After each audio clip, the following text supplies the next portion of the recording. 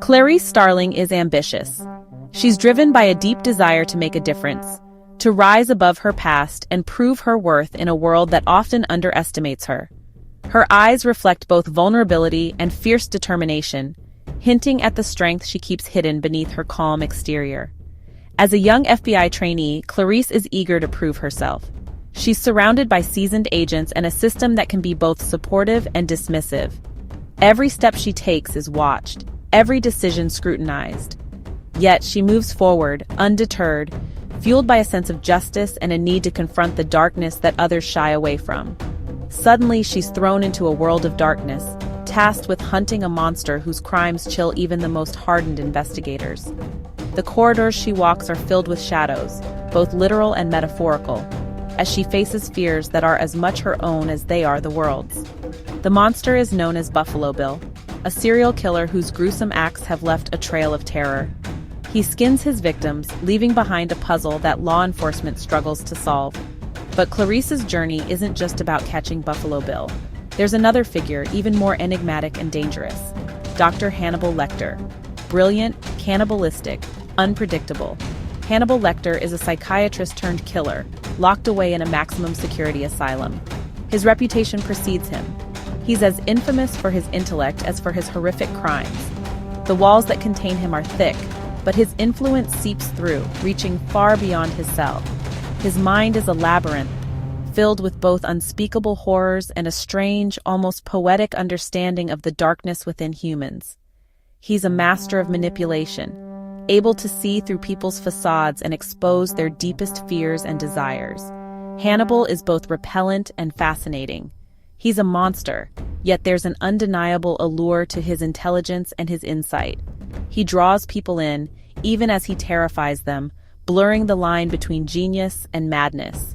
He sees everything, understands the darkest corners of the human psyche. In his presence, secrets are revealed, and the truth becomes a dangerous game.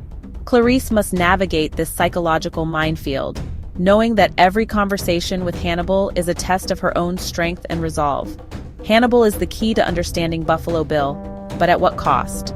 For Clarice, the answers she seeks may come at the price of her own innocence, as she's drawn deeper into a world where the line between hunter and hunted is never clear.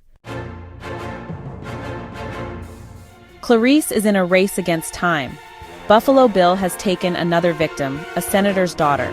The pressure is immense. She has to catch him before he kills again. She's sent to interview Hannibal Lecter. He might be a monster, but he's also a brilliant psychiatrist. He's studied killers like Buffalo Bill. He might be the only one who can understand him. Clarice needs Hannibal's help, but Hannibal, ever the manipulator, demands a trade. He'll offer insights into Buffalo Bill's mind, but only if Clarice reveals her deepest fears, her darkest secrets. The conversations between Clarice and Hannibal are like a deadly dance, each step calculated, every word chosen with precision. In the sterile, cold confines of the prison, their meetings are charged with a tension that is almost palpable. Clarice, a young FBI trainee, faces the infamous Dr. Hannibal Lecter, a man whose intellect is as dangerous as his crimes. The glass between them is the only barrier, but it does little to protect her from his piercing gaze and psychological games. They're both testing each other, circling, probing for weaknesses. Clarice tries to maintain her composure, determined to get the information she needs, while Hannibal delights in unraveling her defenses, enjoying the power he holds even from behind bars. Hannibal can smell Clarice's fear, her ambition. He uses it, twisting her emotions to his advantage. He senses her vulnerability, her desire to prove herself, and he exploits these feelings with chilling precision. He gives her cryptic clues, but they come at a price.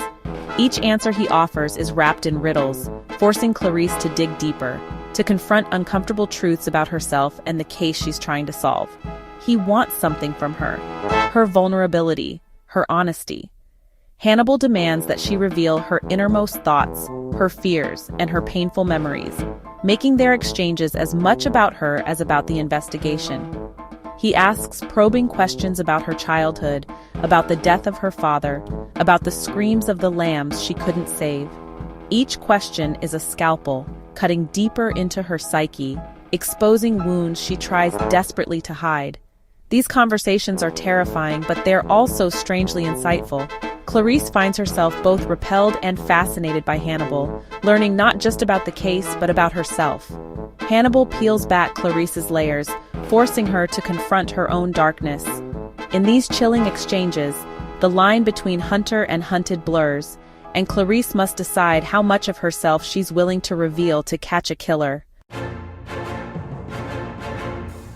Clarice follows the trail of clues, each one more disturbing than the last. She sees the victims, feels the weight of their suffering. The pressure mounts. Hannibal's cryptic clues start to make sense. He points her towards a former patient, a man obsessed with transformation, with becoming something new. The pieces fall into place. She races against time, following leads, interviewing witnesses. She sees the depravity of Buffalo Bill's crimes, the horror he inflicts on his victims. Hannibal is a paradox, a monster who helps catch another monster. He's a master manipulator, using Clarice to get what he wants. He helps Clarice, but his motives are never pure. He sees a kindred spirit in her, someone who understands the darkness within. He wants to nurture that darkness, to see how far she'll go. He gives her the information she needs to catch Buffalo Bill, but he also manipulates her, plays with her fears. He's a dangerous ally, a devil whispering truths in the dark. The climax is a terrifying confrontation. Clarice finds herself face to face with Buffalo Bill in his lair of horrors. She uses everything she's learned, from her training and from Hannibal. She's scared, but her determination is stronger. She's not just a young agent anymore. She's a hunter facing down a monster. Shots ring out. Silence falls. Buffalo Bill is dead, his reign of terror over. But in the aftermath, another horror unfolds. Hannibal Lecter, the puppet master, has escaped. The Silence of the Lambs continues to terrify and captivate audiences decades after its release. Its chilling atmosphere and unforgettable characters have left a permanent mark on both cinema and literature, making it a touchstone for psychological horror. The film and novel have become cultural icons, referenced and parodied, but never diminished in their power to unsettle. Why does this story still haunt us? Because it delves into the darkest corners of the human psyche, exploring fears that are both universal and deeply personal. It forces us to confront the uncomfortable truth that evil can wear a human face, and that the line between predator and prey is often blurred.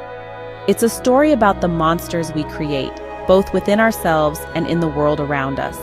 The narrative compels us to question what we are truly capable of when pushed to our limits, and whether the darkness we fear is really so different from the darkness inside us all.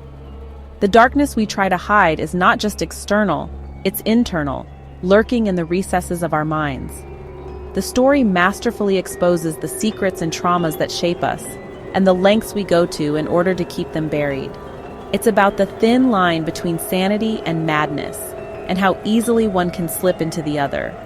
The characters walk this razor's edge, making us question our own perceptions of right and wrong, safety and danger, and the terrifying realization that sometimes the only way to catch a monster is to understand it, to look into the abyss and hope it doesn't look back. The investigation becomes a psychological battle, as much about the mind as about the crime. The novel's enduring power lies in its characters, Clarice, the flawed hero, whose vulnerability and determination make her both relatable and inspiring.